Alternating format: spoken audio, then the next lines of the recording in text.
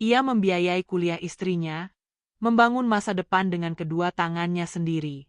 Hingga suatu hari, wanita yang paling ia cintai mengatakan, "Aku malu punya suami buruh." Tapi ketika hidupnya berubah dan istrinya kembali memohon, masih adakah ruang di hati yang telah patah? Di sebuah sudut sepi di Kabupaten Brebes, terdapat rumah kecil dengan dinding separuh batako dan atap seng yang memantulkan panas matahari. Rumah itu berdiri di ujung kampung, dikelilingi pohon pisang, kebun cabai, dan suara burung pipit yang riuh di pagi hari. Rumah sederhana itu dihuni oleh Supri, seorang laki-laki dengan tubuh legam karena matahari, tangan yang kasar oleh semen, dan wajah yang menyimpan ketulusan tak tergoyahkan. Supri adalah buruh bangunan. Setiap pagi, ia berangkat kerja dengan membawa bekal nasi bungkus dari tangan istrinya, Wati. Ia menumpangi sepeda motor tuanya yang sering ngadat di tanjakan, namun selalu berhasil ia hidupkan dengan sabar. Bagi Supri, hidup bukan soal kemewahan, tapi tentang menjalani hari dengan kejujuran dan usaha. Wati, istrinya, adalah wanita yang sangat cantik untuk ukuran desa mereka. Kulitnya kuning langsat, matanya tajam namun lembut, dan senyumnya seperti embun pagi. Ia bekerja sebagai guru honorer di sebuah SD tak jauh dari rumah. Penghasilannya tak seberapa, tapi hatinya penuh cinta. Setidaknya itulah yang dulu Supri percaya. Setiap hari, ia mengajar anak-anak dengan penuh semangat, lalu pulang dan membantu Supri menyiapkan makan malam. Mereka bukan pasangan sempurna, tapi mereka saling mengisi kekosongan satu sama lain. Wati dengan kelembutan dan semangatnya, Supri dengan kesabaran dan kerja kerasnya. Hidup mereka berjalan sederhana, bangun pagi, bekerja, makan malam berdua, lalu tidur dengan pintu yang hanya dikunci dari dalam menggunakan selot bambu. Tidak ada AC, tidak ada kulkas dua pintu, tapi selalu ada tawa. Suatu malam, saat hujan deras mengguyur atap rumah mereka yang bocor di sudut dapur, Wati duduk bersandar di bahu Supri. "Mas, kalau aku keterima CPNS nanti, hidup kita berubah ya?" Supri mengangguk sambil memandangi bayangan lampu minyak yang menari di dinding. "Iya, sayang. Mas nggak minta banyak, asal kamu bahagia. Mas cuma ingin lihat kamu pakai seragam PNS dan tersenyum." Wati menatapnya lekat-lekat, lalu mencium tangan kasar itu. "Terima kasih udah mau biayai semua tes-tes itu. Kamu nggak pernah ngeluh, Mas." Supri tertawa kecil. "Ngapain ngeluh? Mas pengen kamu berhasil. Kalau kamu sukses, Mas juga seneng. Nanti Dian juga ikut bangga punya ibu yang jadi PNS." "Ya, Dian." Putri kecil mereka yang baru berusia 5 tahun. Anak itu seperti sinar di tengah gelapnya dunia mereka yang serba pas-pasan. Dian suka tertawa, suka menggambar bunga di dinding, dan suka duduk di pangkuan Supri sambil diceritakan dongeng sebelum tidur. Ia adalah dunia bagi Supri dan Wati. Supri tahu bahwa hidup mereka tak mewah. Kadang, uang belanja habis sebelum akhir bulan. Kadang, nasi tinggal sedikit dan lauk hanya telur dadar dibagi 3. Tapi ia tidak pernah sekalipun merasa kekurangan. Selama Wati ada di sisinya, ia merasa cukup, lebih dari cukup, karena cinta yang mereka bagi, meski hanya dalam sepotong roti dan segelas teh hangat. Namun jauh di dalam hati Wati, ada gejolak yang Supri tidak pernah tahu. Tekanan dari lingkungan, rasa tidak percaya diri, dan angan-angan tentang kehidupan yang lebih tinggi mulai mengganggu. Tapi semua itu belum tampak. Saat itu, yang ada hanya senyum dan genggaman tangan. Waktu berjalan. Wati mulai sering belajar malam, menghafal soal-soal tes CPNS, mengikuti bimbingan online lewat ponsel yang dipinjamkan Supri dari tetangganya. Supri bahkan rela menjual jam tangan satu-satunya demi membayar biaya ujian. Baginya, jika itu bisa membuat istrinya naik kelas, maka semua pantas dikorbankan. Suatu hari, ketika matahari baru naik dan ayam baru saja selesai berkokok, Wati pulang dari kantor pos dengan wajah berbinar. Mas, aku lulus." Supri yang baru saja selesai menyapu halaman, langsung menjatuhkan sapunya. "Serius, sayang?" "Iya, aku keterima jadi PNS. Mulai bulan depan, Aku penempatan di SD negeri di kota. Tangis Wati pecah di pelukan Supri. Dian yang sedang bermain tanah, ikut berlari dan memeluk ibunya.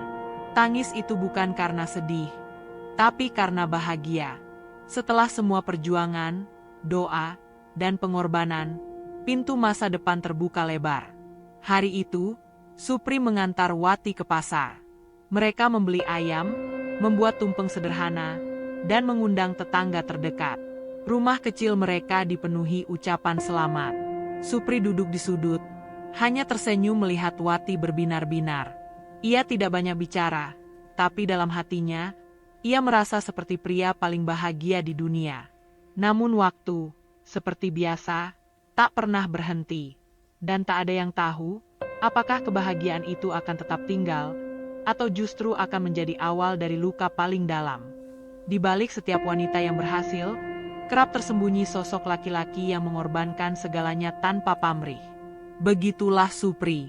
Ia bukan sekadar suami, tapi tiang utama yang menyangga mimpi-mimpi Wati. Ia tak punya ijazah tinggi, tak pandai berkata manis, apalagi berselimut gengsi. Tapi dalam setiap jengkal tubuhnya yang lelah, ada cinta yang nyata dan tak tergoyahkan. Sejak Wati memutuskan mengejar status sebagai pegawai negeri, Supri menjadi mesin yang terus bekerja. Ia menerima proyek bangunan lebih banyak, meski harus meninggalkan rumah subuh dan pulang malam hari. Keringatnya mengucur setiap hari, sementara Wati mulai sibuk belajar, ikut tryout, dan menghadiri pelatihan daring. Wati sempat ragu di awal. Ia tahu biaya pendaftaran, transportasi ke kota, dan segala syarat administratif tak murah. Namun, Supri selalu menjawab keraguan itu dengan senyum. Selama Mas masih bisa nyangkul pasir, kamu jangan takut. Gas aja terus. Tak jarang Supri pulang malam dengan tubuh remuk, tangan kaku karena mencangkul dan mengangkat semen seharian. Tapi ia tetap menyempatkan waktu duduk bersama Wati, menemani belajar meski tak mengerti sepatah kata pun dari buku pegangan yang dibaca.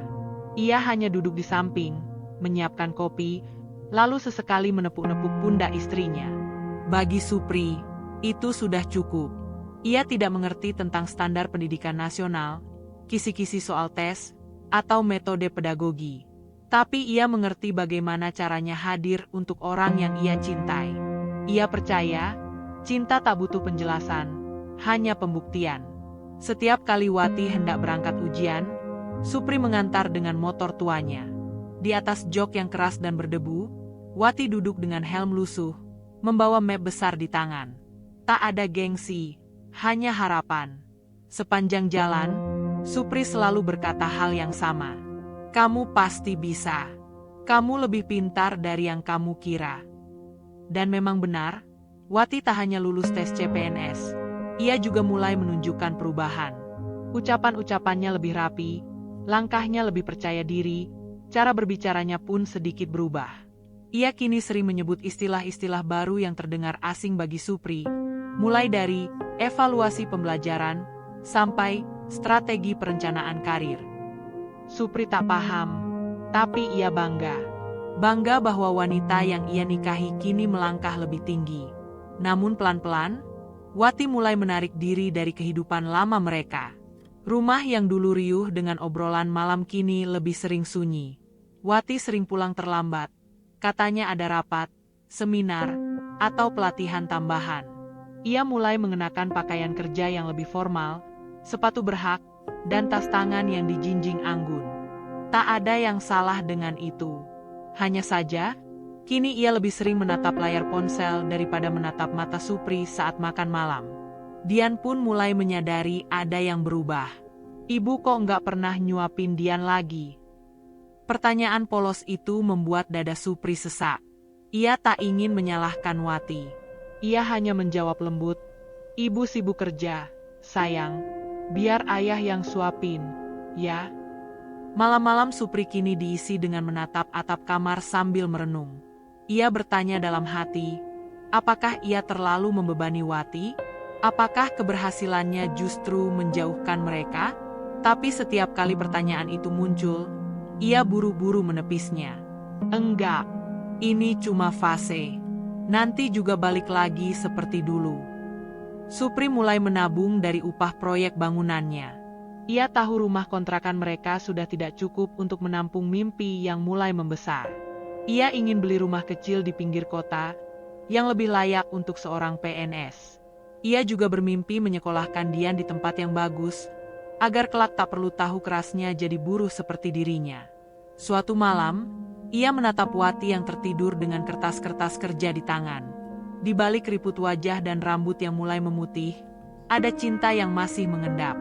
Ia menyelimuti Wati perlahan, lalu membisikkan kata pelan-pelan di telinga wanita itu. "Mas bangga banget sama kamu." Tapi malam itu, Wati hanya mengerang pelan, tak menjawab apa-apa. Dan Supri kembali tidur dengan dada yang hangat tapi mata yang tak bisa sepenuhnya terpejam. Warna hidup mulai berganti. Jalanan yang dulu hanya dilalui dengan motor tua kini mulai terasa lebih lapang. Wati resmi menjadi pegawai negeri sipil. Surat keputusan telah diterima, gaji pokok mulai masuk rutin setiap bulan, dan masyarakat sekitar mulai memandang mereka dengan sudut berbeda. Di rumah kontrakan sederhana mereka, sebuah kalender baru digantung di dinding ruang tamu. Bukan karena tahun berganti, tapi karena hari-hari baru telah dimulai. Di tanggal merah yang dilingkari spidol merah, tertulis, "Gajian pertama Wati." Supri sendiri yang menuliskannya, lengkap dengan gambar senyum kecil di sudut kotak tanggal. Wati semakin sibuk, tapi juga semakin terlihat bersinar. Ia bangun lebih pagi, berdandan lebih rapi, dan mengenakan seragam kaki yang disetrika dengan hati-hati. Sepatu pantofel mengilap kini menggantikan sandal jepit, dan rambutnya yang dulu hanya dikuncir kini ditata dengan sanggul elegan. Supri menatap istrinya dengan rasa bangga yang tak bisa ditutupi. Meski ia sendiri masih mengenakan kaos blel dan celana kerja yang penuh bercak semen, tidak ada iri sedikit pun dalam hatinya. Baginya, melihat Wati sukses adalah keberhasilannya juga. "Kamu kelihatan cantik banget, sayang," ucap Supri suatu pagi, saat Wati sedang bercermin. Wati hanya tersenyum singkat. "Biasa aja, Mas. Ini udah jadi kewajiban kerja."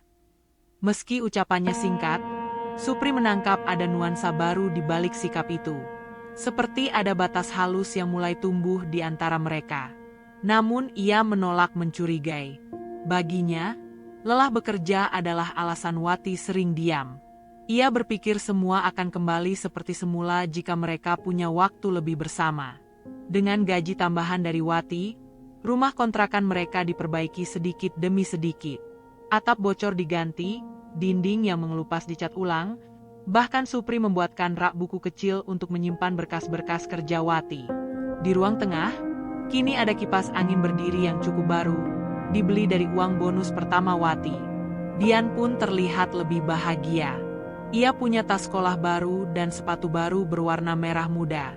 Ia sering bercerita ke teman-temannya bahwa ibunya adalah guru negeri yang mengajar anak-anak pintar. Supri senang sekali mendengar kebanggaan itu dari mulut anaknya. Ia merasa hidup akhirnya mulai membayar kerja keras mereka selama ini.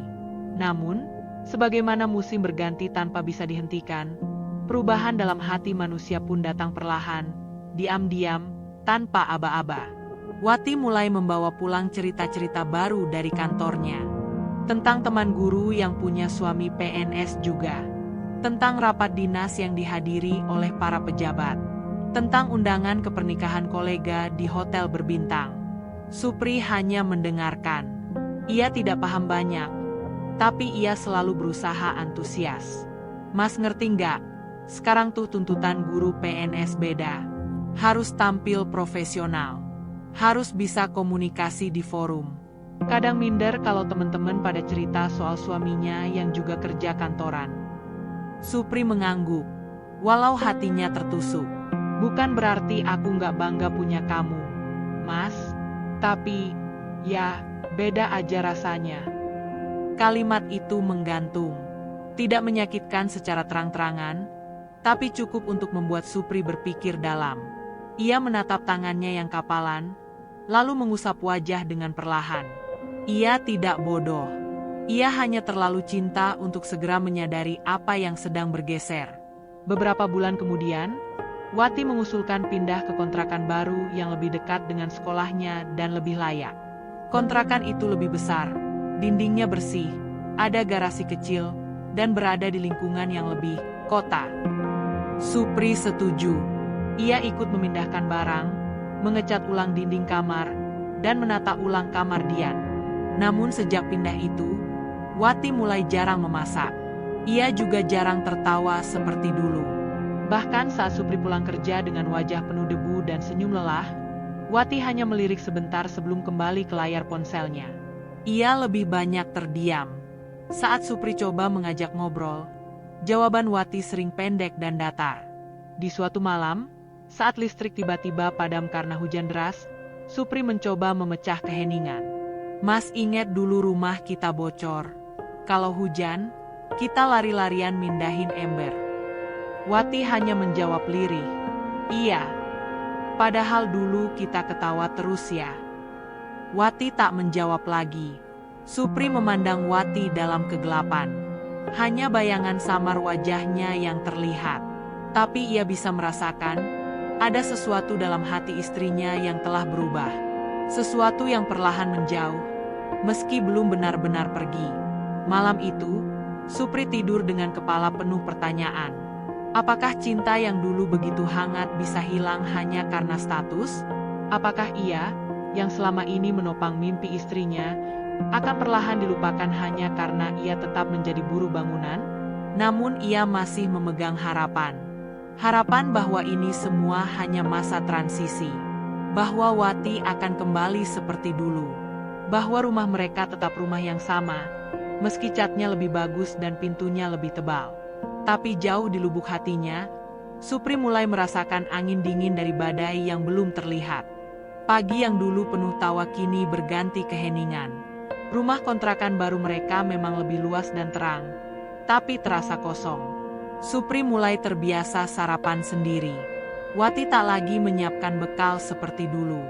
Ia terlalu sibuk berdandan dan terburu-buru berangkat kerja.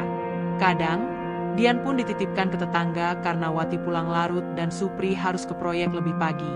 Tapi Supri tidak pernah marah. Ia tetap merapikan piring kotor di meja makan.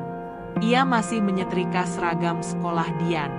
Ia bahkan mengantar Wati ke tempat kerja jika ada waktu luang. Semua ia lakukan dengan satu harapan sederhana, bahwa semua ini hanya fase. Bahwa setelah Wati merasa mapan, semuanya akan kembali seperti dulu. Namun, hari demi hari, Wati berubah, sedikit demi sedikit. Wati mulai menyebut nama-nama baru dalam ceritanya. Teman-teman guru yang suaminya PNS juga. Kepala sekolah yang dermawan. Guru senior yang mengenalkannya pada forum-forum pendidikan di luar kota. Wati mulai ikut seminar nasional, rapat dinas tingkat provinsi, bahkan pelatihan kepemimpinan di kota besar. Kadang ia pulang dengan koper kecil dan wajah penuh senyum, tapi tak lagi menanyakan kabar Supri. Ia lebih sering bicara tentang hotel tempat ia menginap, tentang presentasinya yang dipuji, atau tentang makanan prasmanan yang belum pernah ia cicipi sebelumnya. Supri hanya tersenyum.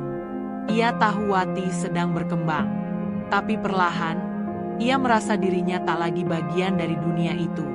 Yang paling menyakitkan bukan saat Wati tak pulang, atau saat ia melupakan ulang tahun pernikahan mereka, tapi ketika ia mulai malu mengenalkan Supri. Pada sebuah acara sekolah, Supri datang bersama Dian. Ia memakai kemeja bersih dan sepatu lusuh yang disemir sekuat tenaga. Ia berharap bisa berdiri di samping Wati saat pembagian penghargaan guru inspiratif. Tapi saat acara usai dan Wati dikerumuni rekan-rekannya, ia hanya melirik Supri dari kejauhan, memberi isyarat dengan mata, "Jangan mendekat." Supri mundur perlahan, lalu duduk di pinggir lapangan, memeluk Dian erat-erat. Hari itu ia tahu, ada jarak yang tidak terlihat tapi nyata. Jarak yang tak bisa dijangkau oleh cinta yang dulu mereka bangun bersama. Wati semakin jarang bicara. Bahkan saat di rumah, ia lebih banyak menatap layar ponsel atau laptop. Ia mulai mengubah cara bicara, lebih formal, lebih tajam.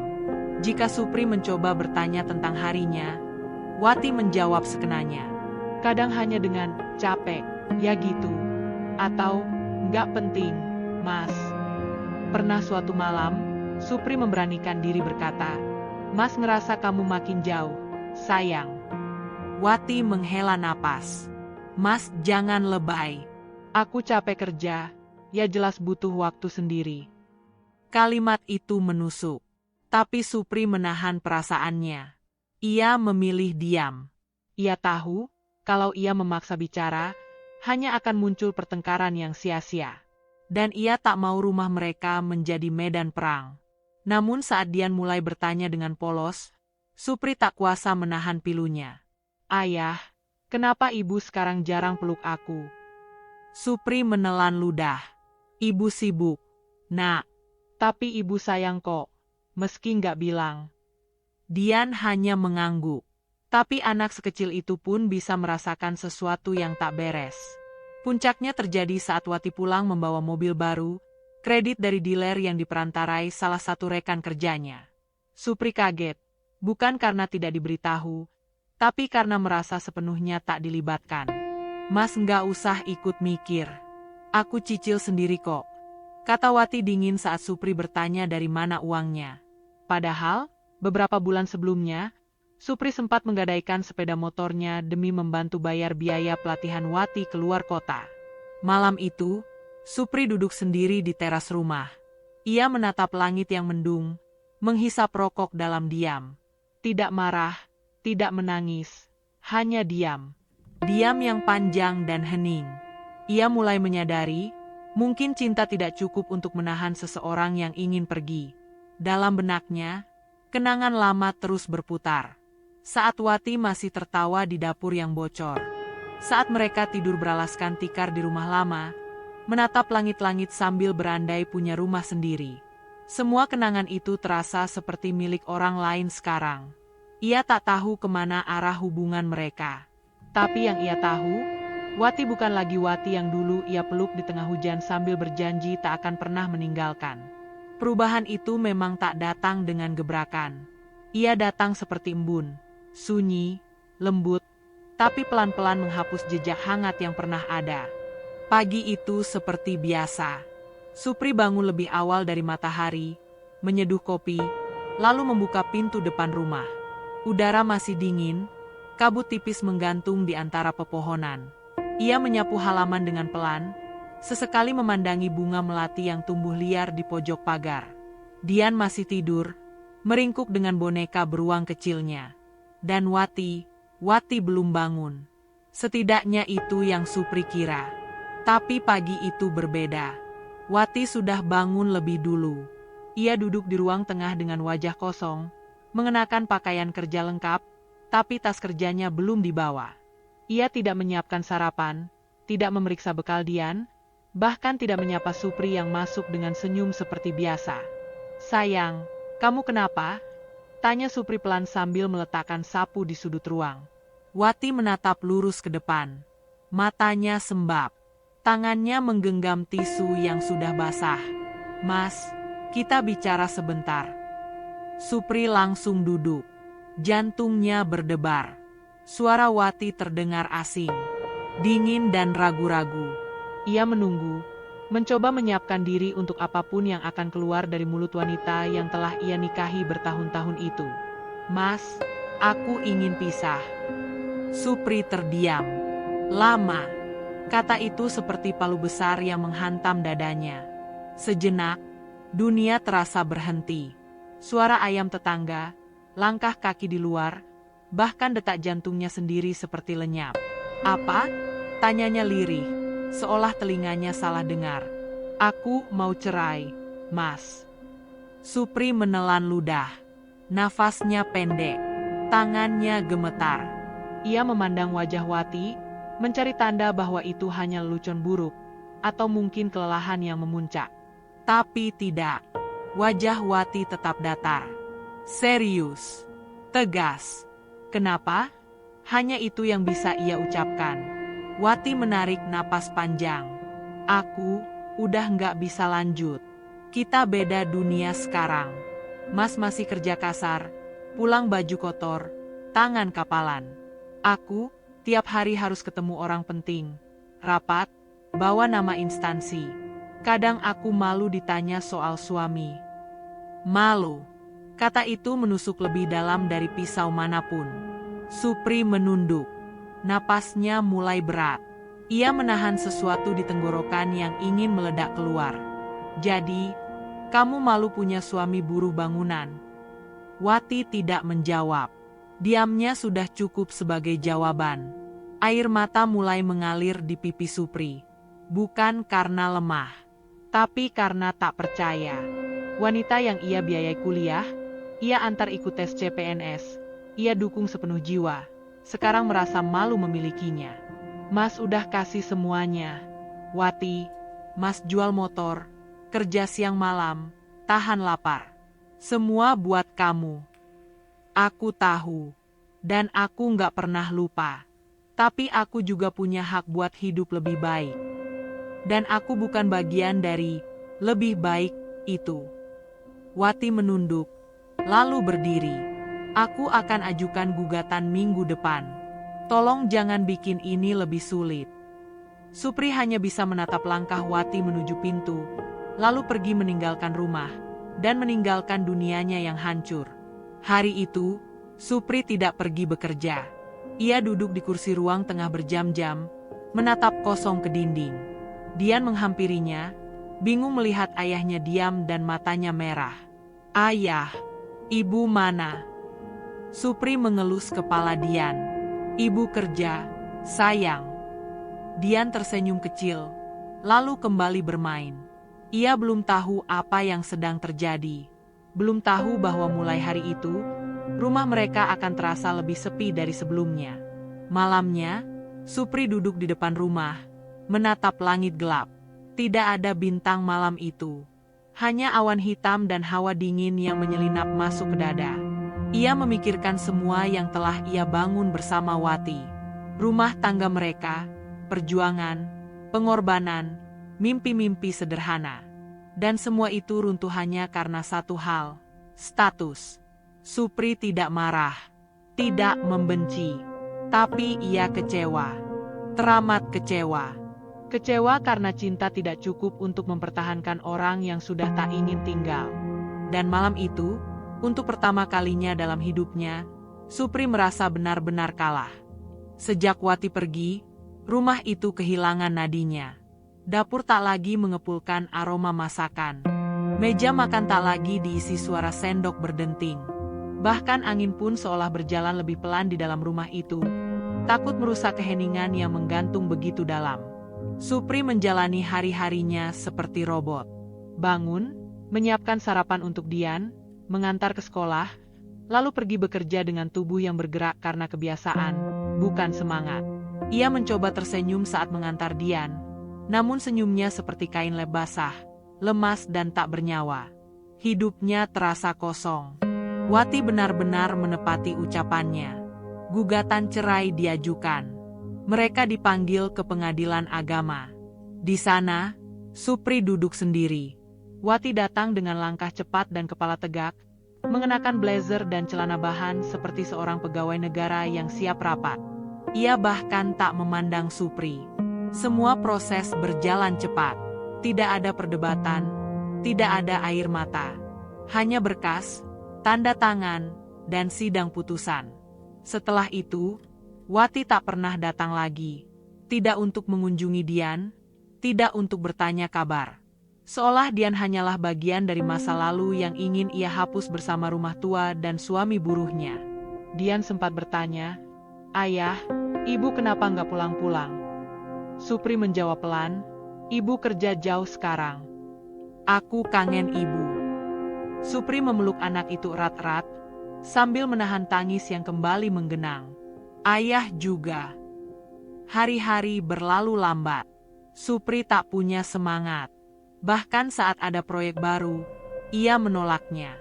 Ia hanya menerima pekerjaan kecil, memperbaiki tembok tetangga, mengecat pagar rumah orang, atau menggali parit. Ia butuh uang, tapi tubuhnya tidak punya tenaga. Yang lebih lelah dari tubuhnya adalah hatinya. Namun, dalam kehancuran itu, Dian menjadi satu-satunya cahaya. Setiap malam, Dian tidur di samping Supri, memeluk lengan ayahnya, dan bertanya hal-hal kecil. Kenapa langit malam warnanya gelap? Karena siang dan malam ganti-gantian. Kalau kita sedih, langit sedih juga, ya? Kadang, iya. Supri mulai menulis di buku tulis sisa milik Dian. Ia menuliskan kenangannya bersama Wati. Ia menuliskan kegagalan, sakit hati, dan rencananya ke depan.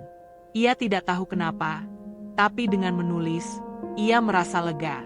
Setiap lembar yang ia isi menjadi semacam ruang kosong tempat ia menumpahkan luka. Suatu malam, saat Dian tertidur, Supri membuka lemari dan mengambil map berisi ijazah terakhirnya, ijazah SMP. Ia menatap kertas itu lama sekali. Di pojoknya ada stempel dan tanda tangan kepala sekolah. Supri mengelusnya pelan, lalu menghela napas panjang. Masih bisa sekolah, enggak ya? Ia bertanya bukan pada siapa-siapa. Tapi pertanyaan itu seperti membuka pintu lama yang terkunci di benaknya. Keesokan harinya, ia mencari informasi tentang pendidikan paket C. Ia mendatangi balai desa, bertanya ke kepala dusun, bahkan menyambangi balai pendidikan non-formal di kota. Biayanya ringan, waktunya fleksibel, dan Supri bisa belajar di malam hari. 2 minggu kemudian, Supri resmi mendaftar. Di kelas, ia duduk di antara orang-orang muda yang ingin memperbaiki nasib. Mereka memanggilnya Pak Supri, tapi ia tidak keberatan. Ia belajar membaca ulang soal-soal matematika, memahami bahasa Indonesia dengan cara yang berbeda, dan menyimak pelajaran sejarah seperti menyelami masa lalunya sendiri. Malam-malamnya kini diisi belajar sambil mengawasi Dian tidur. Kadang ia mengulang materi sambil mengikat besi proyek siang harinya. Tangannya yang kasar tetap cekatan, tapi otaknya mulai dipaksa bekerja lebih keras dari biasanya. Semakin lama, semangat itu tumbuh kembali. Supri mulai belajar menggambar. Ia membeli buku bekas teknik bangunan, lalu menyalin ulang gambar rumah dan struktur dinding. Ia menonton video arsitektur di ponsel tetangganya, mencatat istilah-istilah asing, dan mulai membuat sketsa kecil. Ia ingat dulu sering memperhatikan kepala tukang saat menggambar denah. Kini, ia mencoba membuatnya sendiri. Ketika proyek datang, ia mulai bertanya lebih banyak tentang pondasi, tentang elevasi, tentang cara membaca gambar teknik. Para mandor mulai memperhatikannya. Supri bukan buruh biasa lagi. Ia mulai bicara soal ukuran, logika desain, dan bahkan menyarankan perubahan. Beberapa kali, mandor mempercayakan Supri untuk menggambar ulang denah renovasi kecil. Ia dibayar lebih. Uang itu ia tabung, sebagian untuk biaya pendidikan, sebagian lagi ia simpan dalam amplop untuk Dian. Perlahan, Supri bangkit. Tidak dengan teriakan, tidak dengan marah, tapi dengan langkah diam-diam yang terus maju. Ia tahu, tidak ada yang akan membantunya. Dunia tak peduli pada luka orang seperti dia. Maka satu-satunya jalan adalah terus berjalan. Ia tidak ingin membuktikan apa-apa pada Wati. Ia hanya ingin menunjukkan pada dirinya sendiri bahwa ia bisa lebih dari sekadar buruh yang ditinggalkan karena status. Dan pada suatu malam, saat Dian tertidur dan angin sejuk masuk lewat jendela, Supri menatap langit dan berbisik, "Aku nggak akan balas dendam dengan kemarahan. Aku akan buktikan bahwa luka ini bisa jadi fondasi buat bangunan yang lebih tinggi." Musim hujan datang lagi ke Brebes. Tapi tahun ini, air tak hanya jatuh dari langit. Air itu juga jatuh dari mata Supri, meski bukan lagi karena duka. Kini, itu adalah air mata syukur. Supri lulus ujian paket C. Ia berdiri di antara belasan peserta lain dengan seragam putih hitam, menerima ijazah setara SMA dari seorang pejabat kecamatan. Saat namanya dipanggil, seluruh ruangan bertepuk tangan. Tapi yang paling keras bertepuk tangan adalah Dian, putri kecilnya, yang duduk di bangku depan dengan mata berbinar dan pipi yang penuh senyum bangga. "Selamat, Ayah," ucapnya sambil memeluk Ratu Bu Supri yang berkeringat. Hari itu Supri tahu satu hal, ia belum selesai. Ia baru mulai. Sejak lulus, Supri langsung mencari tempat pelatihan yang bisa mengembangkan bakatnya. Ia mendaftar di kursus desain bangunan di kota. Perjalanan dari kampung ke kota tidak mudah. naik angkutan umum, berganti ojek, menembus hujan dan debu jalanan. Tapi semangatnya tak pernah padam. Ia menyewa ponsel bekas dari teman proyek untuk mengakses aplikasi gambar teknik. Ia belajar software desain malam-malam sambil memegang pensil dan penggaris. Ia juga mulai membeli buku-buku arsitektur dari pasar loak. Lembar demi lembar ia pelajari, coretan demi coretan ia ulang. Dunia yang dulu asing baginya kini mulai akrab. Mandor-mandor bangunan mulai melihat keahlian barunya. Dari buruh kasar yang dulu hanya mencangkul dan mengangkat bata, Supri kini dipercaya menggambar denah kecil dan mengukur lahan. Ia sering diajak berdiskusi langsung dengan klien. Ia bahkan membantu seorang developer lokal merancang rumah tipe sederhana untuk proyek perumahan bersubsidi. "Mas Supri, gambar sampean ini lebih rapi dari anak kuliahan lo," kata salah satu kontraktor dengan nada kagum. Supri hanya tertawa kecil. "Saya cuma tukang belajar, Pak. Sering salah, jadi sering benerin." Penghasilannya naik perlahan. Bukan lagi harian, tapi sistem paket berdasarkan gambar dan pengawasan proyek. Ia masih mengenakan kaos polos dan sepatu proyek yang aus, tapi kini ia membawa penggaris skala di tas kecilnya dan catatan teknis di saku celananya. Dian tumbuh jadi anak yang cerdas dan ceria. Setiap kali pulang sekolah, ia menunjukkan gambar buatannya. Rumah, taman, gedung tinggi, bahkan toko es krim. Kadang ia duduk di sebelah ayahnya, meniru cara Supri menggambar denah. Mereka seperti dua arsitek dalam dua dunia berbeda, tapi satu hati. "Ayah, nanti kalau aku gede, kita bikin rumah bareng, ya?" "Tentu, sayang. Rumah yang ada taman di dalamnya." Dian tertawa. "Dan punya kamar buat boneka-bonekaku." Malam-malam yang dulu sepi kini diisi suara tawa dan goresan pensil. Supri mulai menabung, tidak hanya untuk kebutuhan harian, tapi untuk masa depan. Ia membuka rekening bank atas nama Dian. Setiap minggu, ia sisihkan sebagian uang ke sana. Ia tak ingin anaknya kelak merasakan luka seperti yang ia alami. Dalam proses itu, Supri berubah. Tidak hanya dari luar, tapi dalam. Ia tidak lagi menjadi pria yang menunggu hujan reda di teras rumah. Kini, ia menjadi pria yang membangun atap sendiri agar tak takut hujan. Ia tidak lagi memikirkan Wati. Kenangan itu telah ia kubur bersama bekas cincin kawin yang ia tinggalkan di atas batu nisan cinta lama. Namun dunia ternyata memperhatikan kerja kerasnya. Suatu sore, seorang pemilik toko material yang dulu sering memberi hutang semen datang menghampiri. "Mas Supri, saya mau bangun rumah pribadi. Saya pengen kamu yang gambar dan ngawasi." Supri mengerjapkan mata. "Saya? Ngawasi sendiri?" "Ya, saya percaya. Tukang sekelas kamu susah dicari." Supri mengangguk pelan.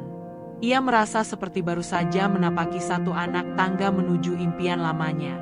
Ia tidak menyangka bahwa dari tangan yang dulu hanya mengangkat semen, kini ia bisa menciptakan bentuk, struktur, dan kenyamanan untuk orang lain. Beberapa bulan kemudian, proyek pertamanya sebagai pengawas penuh dimulai. Ia mempekerjakan dua kawan lama dari proyek-proyek kasar, memberikan mereka upah layak dan bimbingan. Ia tak lupa dari mana ia berasal. Setiap kali ada yang memanggilnya, "Pak Arsitek," ia hanya tersenyum. "Panggil saya Supri aja, Mas. Tukang gambar dari kampung." Namun di balik senyum itu, Supri tahu, ia sedang membangun sesuatu yang lebih besar dari rumah atau gedung. Ia sedang membangun martabat. Ia sedang membangun masa depan.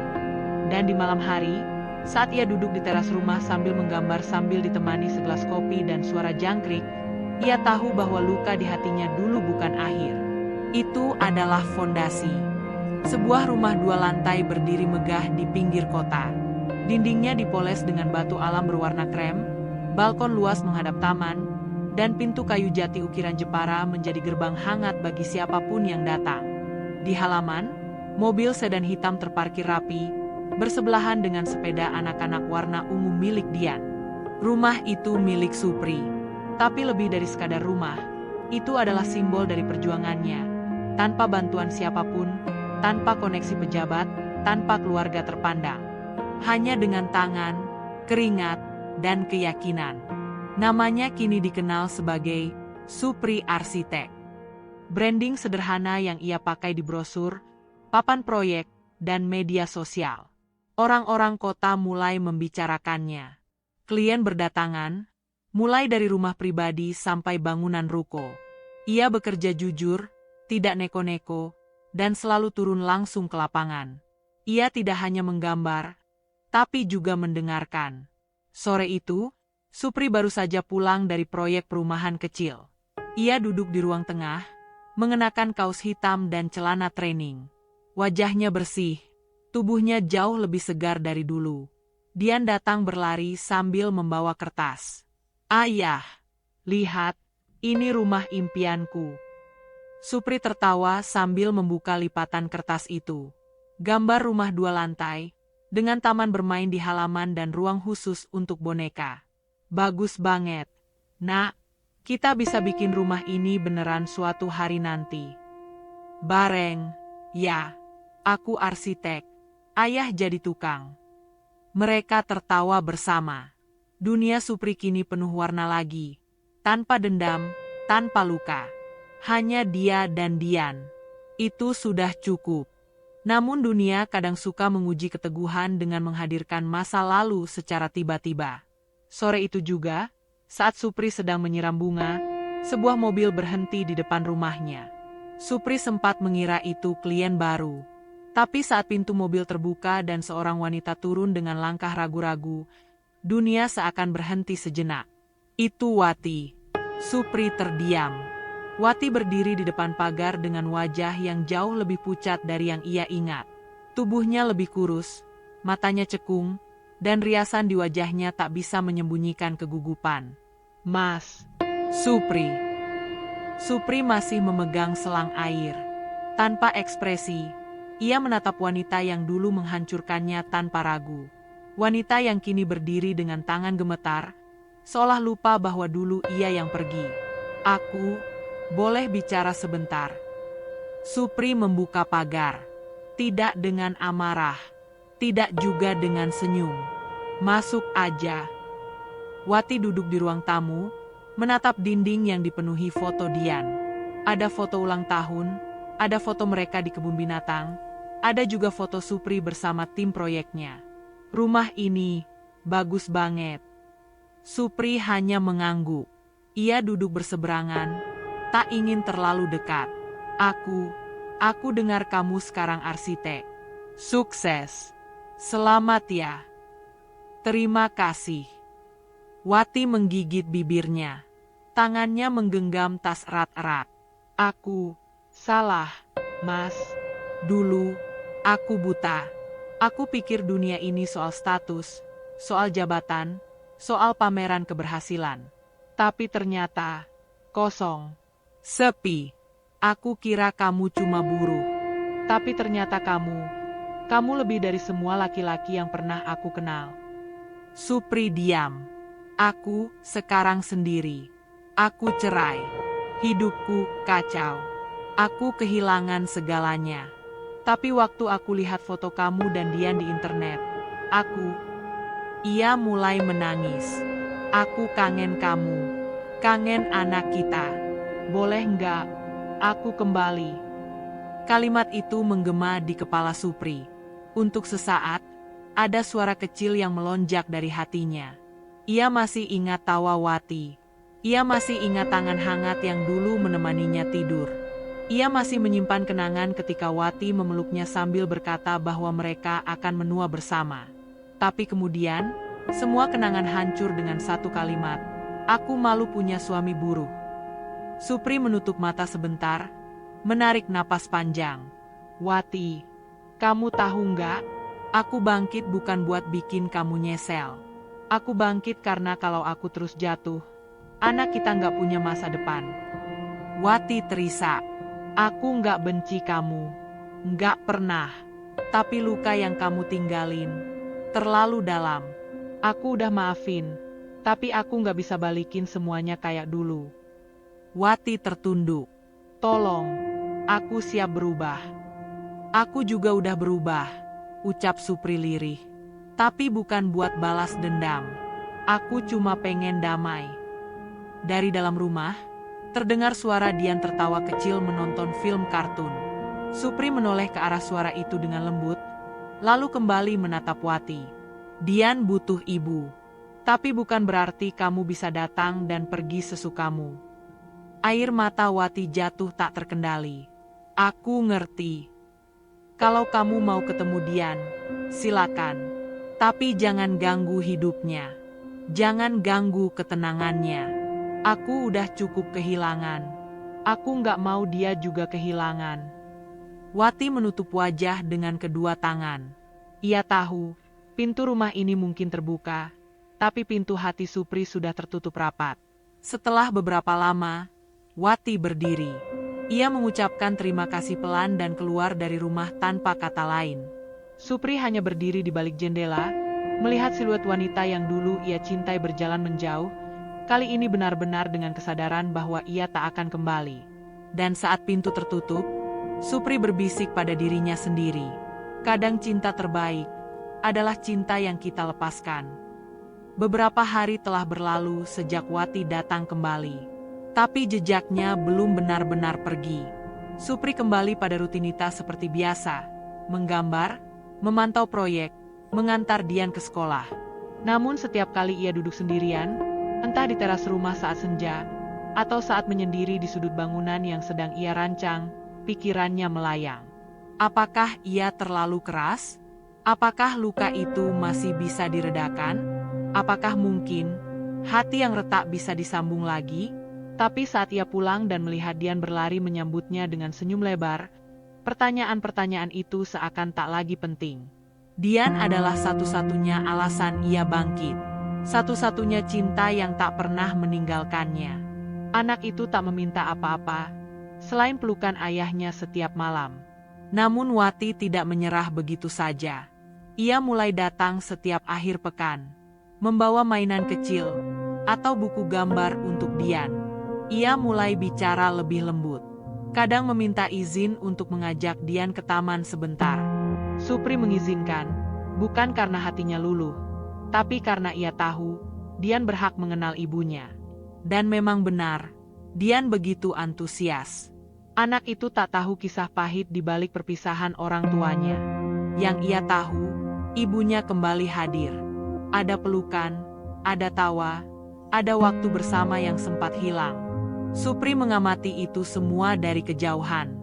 Dalam diamnya, ia tersenyum getir. Satu malam, saat hujan turun perlahan dan Dian sudah tidur, Wati duduk di ruang tamu. Ia mengantar Dian pulang setelah menonton film di bioskop kota. Supri sedang merapikan gambar denah di meja. "Mas." Supri tidak menjawab, tapi tidak juga menolak. "Boleh aku tanya satu hal?" Supri menoleh. "Kamu masih cinta sama aku?" Supri menatap wajah itu. Wajah yang dulu menemaninya membangun rumah kecil dari gubuk. Wajah yang dulu ia tatap saat mengantar ke ujian CPNS. Wajah yang juga meninggalkannya tanpa penjelasan, tanpa perasaan. Lama ia diam. Lalu ia menjawab pelan, "Cinta bukan cuma soal rasa, tapi soal kepercayaan. Dan kamu tahu, yang hancur bukan cuma rasa, tapi juga kepercayaan itu." Wati tertunduk. Air mata mengalir. "Aku tahu aku salah, Mas. Tapi aku ingin memperbaiki semua. Kamu tahu rasanya ditinggal waktu lagi lemah-lemahnya? Waktu kamu percaya satu-satunya orang yang kamu punya justru pergi." Wati menangis. Tapi Supri melanjutkan. "Luka itu bikin aku belajar berdiri. Tapi juga bikin aku sadar bahwa nggak semua yang kita cinta harus kita miliki lagi." Hening. Angin malam masuk lewat jendela. Di luar, hujan seperti bicara dalam bisikan panjang yang tak pernah selesai. "Aku masih punya rasa. Tapi aku juga punya harga diri. Aku sudah bangun hidup baru. Dan aku nggak mau Dian tumbuh dalam rumah yang dibentuk oleh penyesalan, bukan kasih." Wati memandangnya dengan mata berkaca-kaca. Jadi, kamu nggak mau kita kembali? Supri menatap lurus. Kamu sudah buat pilihan waktu itu. Dan sekarang, aku juga memilih. Bukan karena benci, tapi karena akhirnya aku belajar mencintai diri sendiri. Wati menutup wajah dengan tangan. Tangisnya pecah. Tapi Supri tidak mendekat, tidak menghibur. Ia hanya duduk diam, menatap langit malam yang mulai cerah. Setelah beberapa menit, Wati berdiri perlahan. Terima kasih, karena sudah jujur.